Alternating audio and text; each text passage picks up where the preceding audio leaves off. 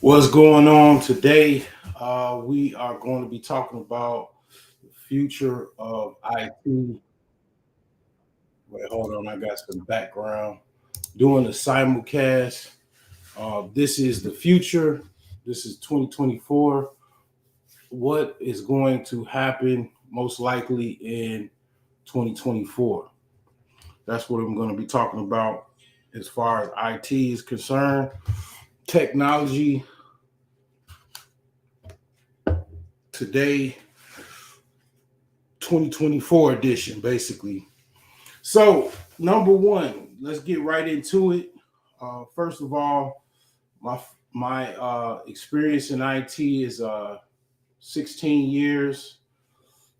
My name is Abdul. I've been in IT support for over 16 years. I am college trained and self taught, and also have family members that was in IT going back to the 1970s. One of my uncles was pretty much my one of my early mentors as far as getting into IT, inspired me to get into IT. So I got a lot of experience, seen a lot of things come and go. Obviously, the biggest thing that I missed out on that people are missing out on now because it's too expensive is Bitcoin. That was like the biggest thing that I seen as far as the transformation of decades ago to now. Just it's just amazing. Something that was like less than a penny is now worth over $40,000. Okay, that's technology, that's adoption, that's the use of it. Bitcoin is very useful. I know the argument a lot of times is for bad. It's good and bad in life. That's some people might do things that are good, some things are bad. Some people do both. Uh, that even goes into hacking. A lot of IT people that have experience, that part of IT is that you are a hacker. uh, Part of your job, depending on what you do, you have to hack into someone's computer. You have to basically, whether it be a password, a BitLocker in Windows, uh, even reimaging the PC to use again. That's not necessarily hacking, but it's definitely bypassing the current operating system and going into the computer. Now, that being said, now is a lot of things going on, a lot of moving parts. One of the things I'll say, it is easier now to get into tech than it ever was because it's so many courses, it's so many boot camps. A lot of them are very high, I would say high cost, meaning you got some boot camps that are competing with colleges. Some boot camps are like 30 grand to 50 grand. Some boot camps, they charge you tuition based off of your possibility to work in the future. I'm not going to say that that's not beneficial for those that have used that and it worked out. As long as you utilize that and it worked out for you, that's great. That's absolutely great. I would even like to know if someone did utilize those boot camps that were, let's just say, over 30,000, or let's even say over $10,000, or even you went to a boot camp that took out some of your income to pay for the tuition for that boot camp. I would like to know, okay, how did that work out for you, or do you have some type of nightmare story? How did that necessarily work out for you? Well, my boot camp, as you can see, the price here in the pink is $100. It's not gonna break you. It's not going to take any money out of your tuition or future compensation. It is basically just a fee for me to basically do something to help you get into IT. And I'm more concerned about you getting into IT than actually what it costs. So it's just basically, I would say, 10 about 10 to 20 cups of coffee. I mean, so comparative to someone else, or even you got people that charge a monthly service, it's a one-time charge, $100. The course is pretty much a PDF, and it's video as well as the PDF. And also, I basically give you my number, and you can call me if you have questions. Basically, everything is outlined in the course. The course will help you get right into IT support, right into the field. This is good for someone that, let's say, wants to upgrade their career, such as they don't necessarily have a career. Like before I got into IT, just a brief story, I was what was called an unskilled laborer. And a lot of people are unskilled laborers, and that builds up most of the economy. Most of the economy is from unskilled workers. So you pull up into a drive-through, you get some White Castle's burgers. If you in Chicago or Indiana, you get some White Castle's burgers. Most of the time, that person is working there is either in high school, college, or they're just trying to, make ends meet. They don't necessarily need a skill, and this is also where I'm going along this live, is that I'm also going to be talking about automation, mainly AI.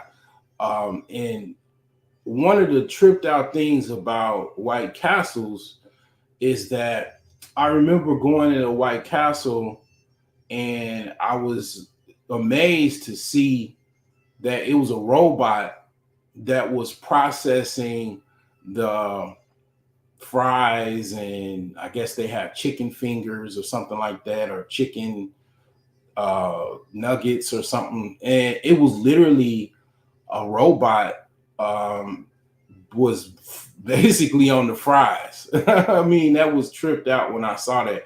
I took video of it, and yeah, it was impressive, and at the same time, it was kind of like, wow, this is what the future holds. I'm sure that robot costs quite a bit. I think White Castles, if I'm not certain, is a franchise, so you can buy a franchise of White Castles. The thing with franchises, a lot of people don't know, because I have an extensive business background, as well as I've operated my own computer business at one time, is that a franchise is however much you put into it. What's going on, Alonzo? A lot of what you put into a restaurant is what they give you. So you might have an entry level restaurant that just has the bare minimum. Well, if you've had a restaurant, successful White Castles for a while, you've made enough capital to where, or you can get a loan or even a grant from the government to basically fund your operation, and the business basically has more things that you could buy from the franchise. So I'm sure that franchise, I'm sure White Castles possibly has the robot as an option. That's kind of what they do, what a lot of these franchises do, like Subway and different franchises. They have the option for you to add on more things. So that robot, let's say the robot costs $1 million. Well, the restaurateur, the owner of the restaurant, probably factor in, okay, how much will it cost me to have employees actually, make the fries, manage the grease line, basically where the fries are made, all of the different things that go in the grease. So they were like, okay, well, this $1 million robot is going to probably eventually save me money. This particular White Castles, it is in an area that is very lucrative and it's been there for years. That White Castles probably makes over $1 million in 1 year. So it'll probably pay for itself within a year or two. So they factored all of those things in. They have a robot in there. And yeah, I mean, that goes right into what I'm talking about basically. So yeah, it's going to be, I believe 2024 is going to be an increase in AI, increase in automation. Okay. So, basically, that's what I see here in 2024 is pretty much coming in. So let's see here. It takes 50 to $100,000 to open all state insurance agency. Okay, and you have to have the license, I believe, right, to open that up. I believe that's what you need, or you need to have someone that has an insurance license. I would imagine 30K liquid assets, 1 million to open up a White Castles franchise. Right, that makes sense. That makes sense. It's kind of expensive, but that makes sense because White Castles is a very iconic brand. White Castles is about what 50 years older than McDonald's as far as its brand, as far as his when it started in the early 1900s. I think McDonald's started in the 50s or the 60s or something like that. So yeah, White Castles is an old iconic brand. It's one of those places if people probably live in a different state or a part of the country where they don't really have any White Castles, they would travel to places where they have a White Castles to basically enjoy that restaurant. So yeah, that $1 million, it'll pretty much kind of like run itself, and that kind of goes into business, which is great. And the thing is that one of the things that I recommend as far as the course is for you to go into business. Okay, a carpenter, he works for a union, company usually, and if he has the time and if he wants to, he'll do side work. So this is kind of how IT is. It's the same thing. A couple weeks ago, I was helping out an older lady. Basically, she had some issues with her computer. It was too outdated and old, and it wasn't really worth upgrading because one of the things about technology really ages out quite quickly. There's a term for that, but that's not necessarily um, something that I can recall off to the top of my head. I think it's called the Turing theory or something like that, where it's basically technology. It goes really really fast, and you have to upgrade quite regularly. A lot of banks and investment firms, their upgrade cycle is like basically less than 2 years. They get brand new equipment every 2 years, something like that. Some companies, they do it, I'll say most companies do it about on a 3 or 4 year cycle. And a lot of it is based off of the warranty of the devices. But banks and investment firms, you can even, yeah, I'll say banks and investment firms, their upgrade cycle is about 2 years. They get new tech in, and they basically recycle the old equipment. And it's reasons for them doing that, obviously, so they can get the latest technology, the fastest technology, so they can compete and make a profit. And it's basically a write-off. I mean, anybody in business knows that if you whatever you buy, you basically get deductions from those purchases. Okay, so it's pretty much a win-win for them. Most companies, they have like a 3 or 4 year cycle of them offloading their old technology. Okay, so yeah, that's how that works. So again, I'm just here to kind of inform you of what possibly might be on the lookout for 2024.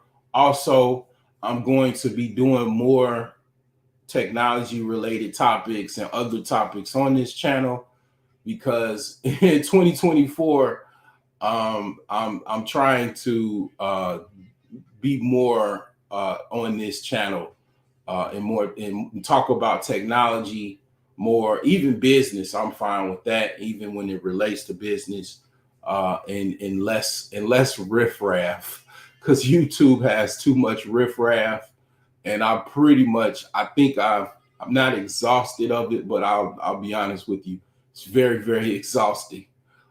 People don't even probably even know that I'm a IT professional. And it's like, yeah, that's one of the reasons why I created this channel, because I wanted some type of outlet, and definitely I think this is something that I'll probably do more often, most likely. So look out for me regularly. I'll do a simulcast, because this channel definitely doesn't have that many subscribers. So yeah, speaking of that, I would like those to, that are interested in technology to basically hit the subscribe button, and yeah, give me a subscriber ad. Of course, always hit the like button. And if you're really interested in the course, basically it's available on Gumroad. The link is right here. And I just basically, I'm gonna help you get in the game. This is for those that you just kind of need to get in there. A lot of times people, this is what I find out. I'm gonna be honest with you and transparent with you about this. A lot of times people are hesitant because they just don't know the path. They don't know how easy it actually is. Because if you don't know anything, it's based off of things that you've seen, you've heard from other people, and your own internal emotional comprehension of it. And that's why a lot of times people, they don't get mentorship, or they don't get help from others, and they struggle on their own, because basically they don't know they don't know where to start. They start off, and then they got to learn as they go. Well, that ain't how I learned. I learned from other technicians that have more experience than I had, way before I even got into technology as far as a career. So yeah, a lot of times you need somebody that is more experienced to kind of help you navigate getting into a different career. It is a big deal. It's not something that you're just gonna learn. It'll take time, and it's better to ask somebody that already knows than to do all of the brain crunching research and different things to try to stress yourself out, when $100 could have pretty much solved that. I'm not saying that you can call me anytime of day and night or anything like that. I would definitely say, during working hours, during the day, Monday through Friday, maybe Saturday. Yeah. If you got a question, if I can find out that it's just something that's just an annoyance, you don't have any friends, and you just calling me because you trying to supplement me for a friend, well, I'm going to ask you what's going on, and I'm going to direct you to another link, because I do have something for that. It's not so much pay for a friend, but it's more consulting towards other things that is related to more of your life, to like maybe like kind of what would be considered life coaching. But yeah, this is primarily the phone call would be something of, okay, I'm about to go on a job interview. What should I say? How should I, deal with my resume? And depending on the time and everything like that, yeah, I'll help you out. I'll open up a Zoom or something like that. I'll schedule, because it's I'm trying to help you get into IT. Okay, that's my more of my goal than $100. I don't really $100. I'm not gonna say I don't. It doesn't matter. It does. A dollar matters. But the thing is that it's not like I'm trying to get rich because I'm offering $100. I'm basically just trying to more help you get into IT than basically me worrying about $100. Okay, what's going on? Okay, black men brutally honest. Okay, what's going on? Yeah, so that's the goal. We're gonna work on this and basically get you in the game, get you a jersey, whether it be a red shirt jersey where you got to sit on the bench in a while. Because, see, a lot of times, one of the things I'll say is that a lot of companies absolutely train you and they know you don't have the experience. That's one of the things that a lot of people don't know. They will train you if you have some experience, if you have something to show that you've done something. And I can help you with that. I definitely can guide you along. It's not going to happen right away where you're just going to take off unless it's, just kind of get lucky. But I can navigate you where to start, how to get in within, right away. And this is something that took me a while to learn. It took me, how did I know how to just, because I could literally, what I'm saying is that, to break it down to you to understand what I know how to get right into IT and get contracts and stuff. And even I can even help you with the business side. Let's say, okay, say Abdul, I want to actually go into business here. I want to actually start an IT company. Well, I can help you with that. I can help you kind of navigate you on some general ideas of that. Because that's what I've done, and that's what I even do now. Some projects have to be postponed because basically you either one don't have the time, the funding. Sometimes you just get stuck and you need something to catapult you and get you started. So you say, let's see here. What if you have an associate degree in cybersecurity from a few years ago? Okay, so here's the thing, right?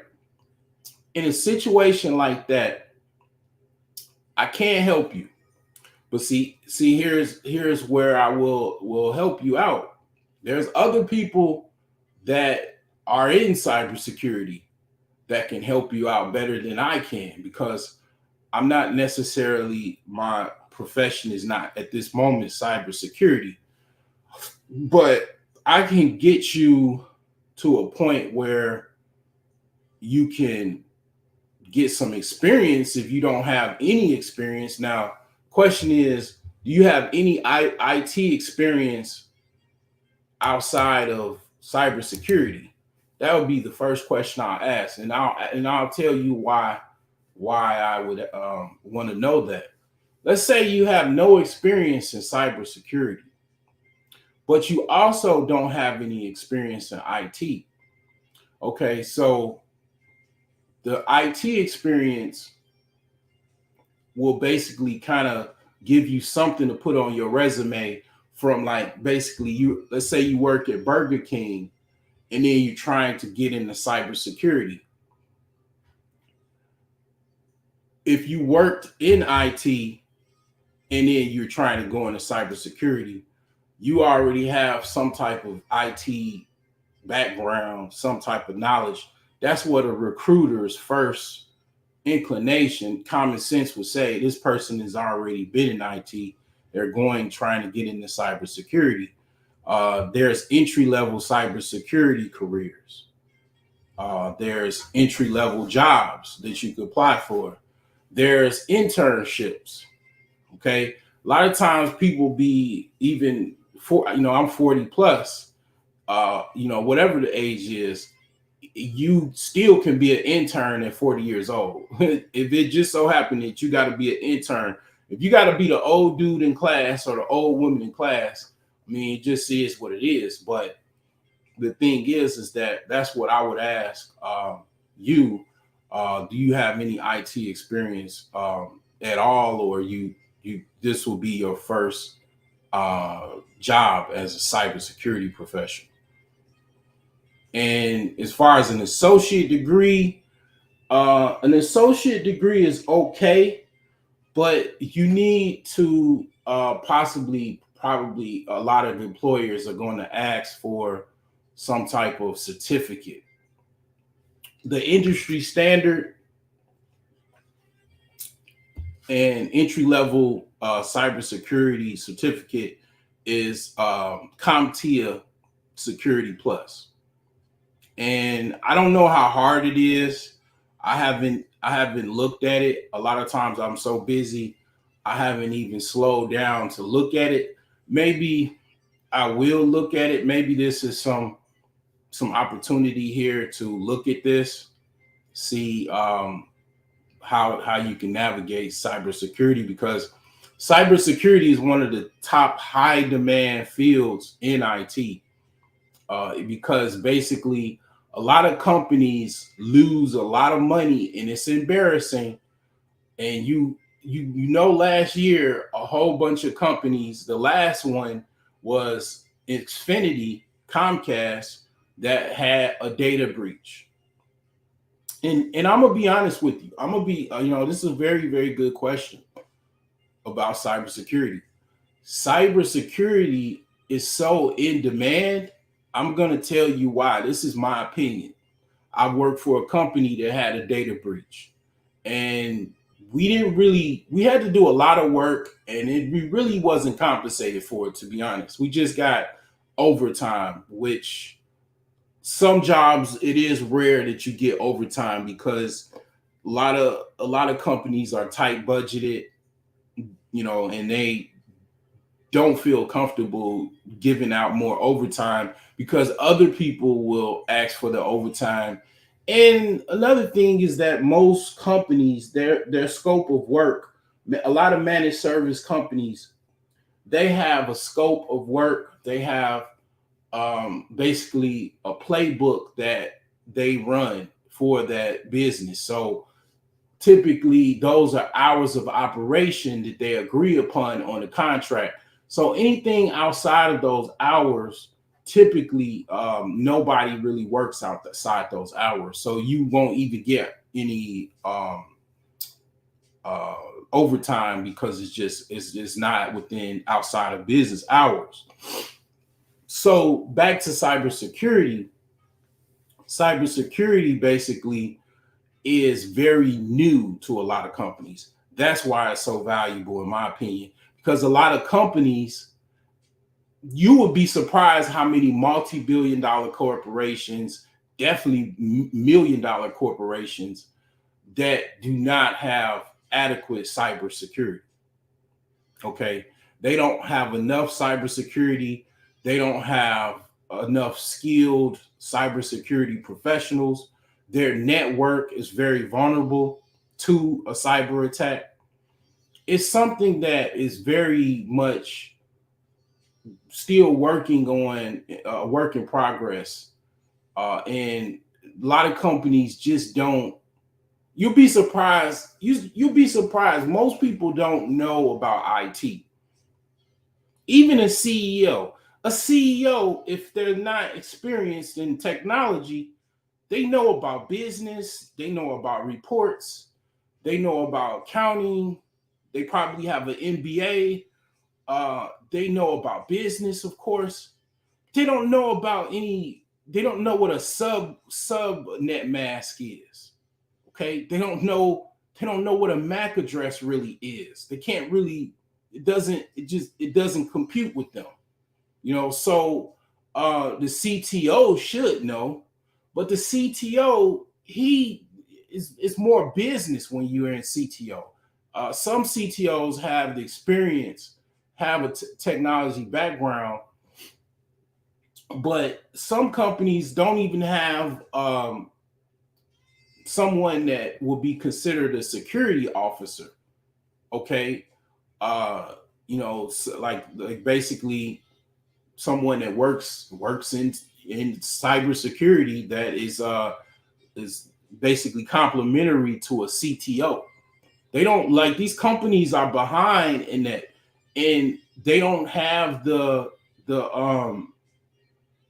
skill sets either, and that's why they actually immigrate a lot of people from other countries that do have the skill set, because people in America just kind of like, they're kind of like not really getting into it like that. And then a lot of people are still getting into cybersecurity, but then they get stuck to where, okay, they go to school for it because they saw some ad on TV or they saw an ad on YouTube, but then they get stuck. They might not finish the course, or even if they finish the course, they get stuck. Okay. Like I know someone that they went to a university and have a cybersecurity. They're lifting boxes and shipping out monitors, desktops, and laptops and peripherals.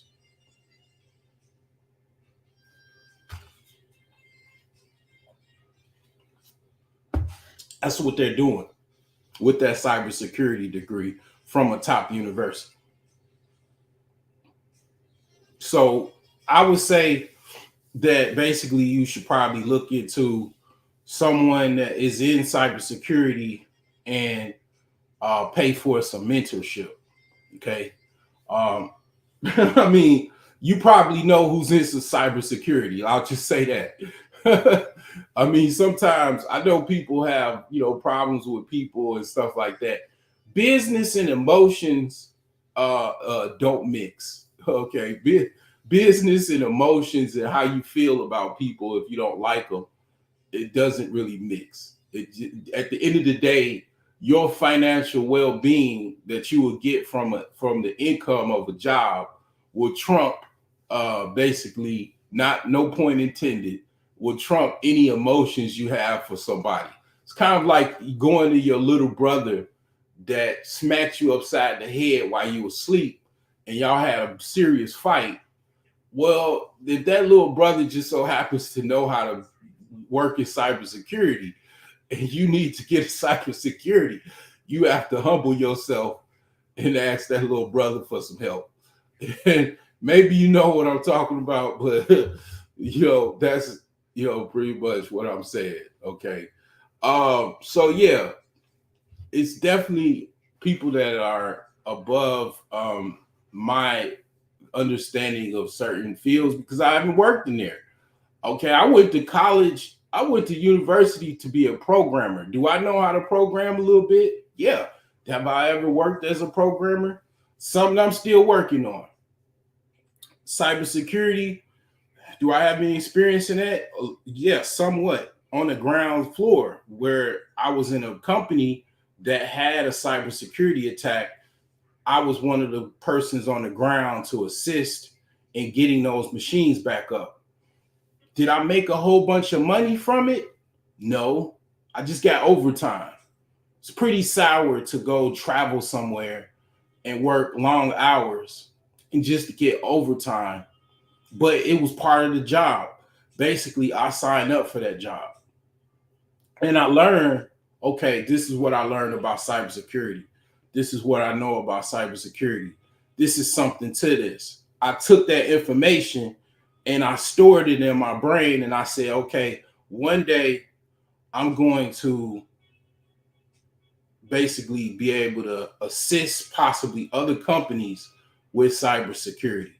And that's something I'm still working on. But the thing is that yeah, I myself have not necessarily worked in cybersecurity. That might change. That might change. I might try to, and doing this channel, it will help me kind of like just kind of take some things on, because I just want to show you better than I could tell you that, okay, this is what you could do and stuff like that. So you'll see, okay, maybe I'll just try to, study for the Security Plus, pass it, and then show you my certificate.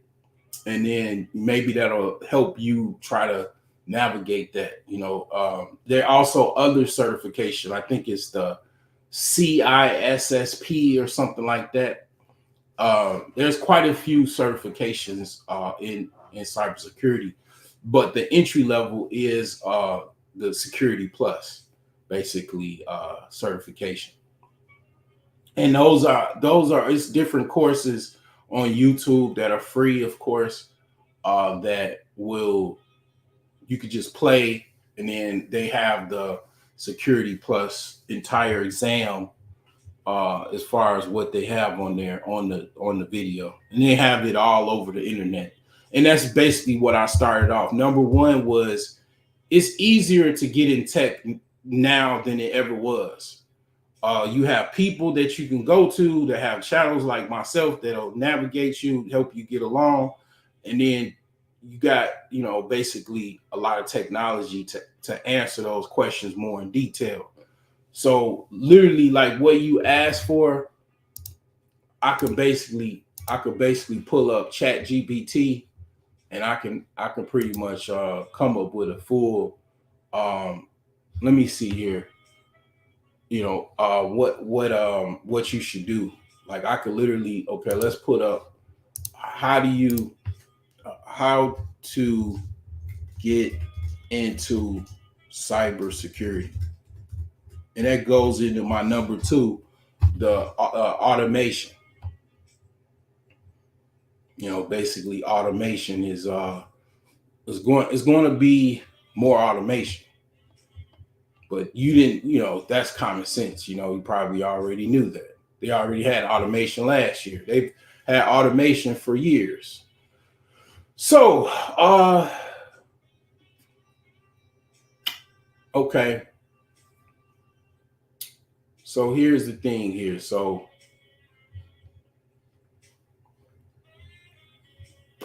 let's open this up here and kind of work on this here.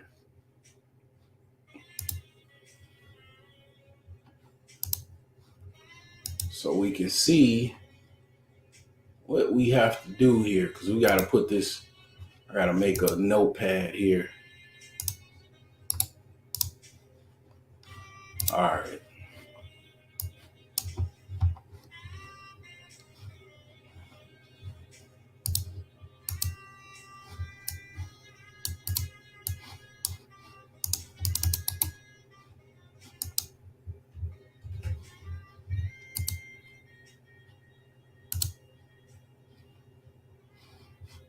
All right, so let's just open up the trusty notepad, and we'll see what we could do here. So we got this here. Wait, that's something else. Um, that's my herbs that I was making. So it was. Let's see here. So we have two of these here. So we want the other one. I just share my whole screen here, so you can just see here. All right, so It says getting into cybersecurity typically involves combination of education, practical experience, and industry certifications. So that I don't even have to really, I don't really even have to go too further in that. Basically that speaks for itself. Basically, I said you need some experience, some practical experience. You need the certifications, and it says basically educational background, learn the basics of network operating systems, understand the fundamentals of networking and operating systems, specialize in cybersecurity, enroll in courses, online platforms, gain practical experience, build a home lab. Okay, so that's pretty good right there. Said this is something that sticks out to me from my experience. Uh, it says build a home lab, set up a home lab to practice your skills in a controlled environment. This could include experimenting with different operating systems, configuring firewalls, and setting up virtual machines. Practice and capture the field challenges. Okay, CTF challenges are gamified cybersecurity competitions that allow you to solve real world problems and enhance your practical skills. Okay, so you know, much appreciated. That's where you can start. You got it's according to that. It says kind of pretty much you got more work to do. You got more work to do as far as you got to get some certs. You got to build some experience. Okay, so that's that. Chat GPT is your little brother or your big brother, depending on how you look at it. So yeah, that's that increased automation. Okay. Another thing is there's going to be more downsizing. It looks like because of the economy to where it's going and what's going on, it's like looks like they're basically downsizing remote workers and also other employees as well. They are starting to downsize, so they'll downsize more. Okay, this is probably scaring you. Okay, no need to be scared. The reason why? I'm never scared because I'm in IT and I know IT. I know technology. Technology runs the world. That's okay. If you're a person that is worried about IT jobs, just basically make some type of meme and like make it real nice.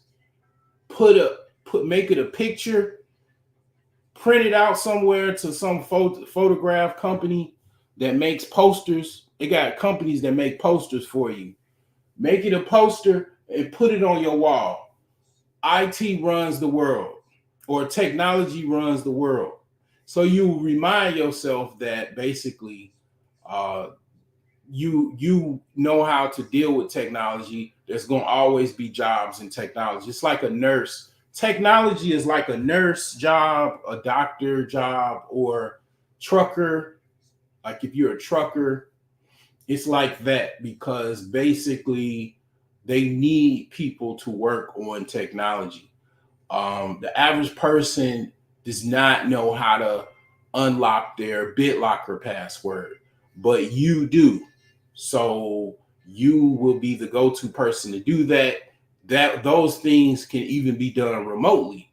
I work remote where I basically logged into people. Your mind will be absolutely, if you have no technology background whatsoever, your mind will be blown at what can be done remotely. I have assisted people in installing Windows on their laptop remotely. By, I have an educational background. My mother was a teacher for over 30 years, and I was also a computer teacher at one time.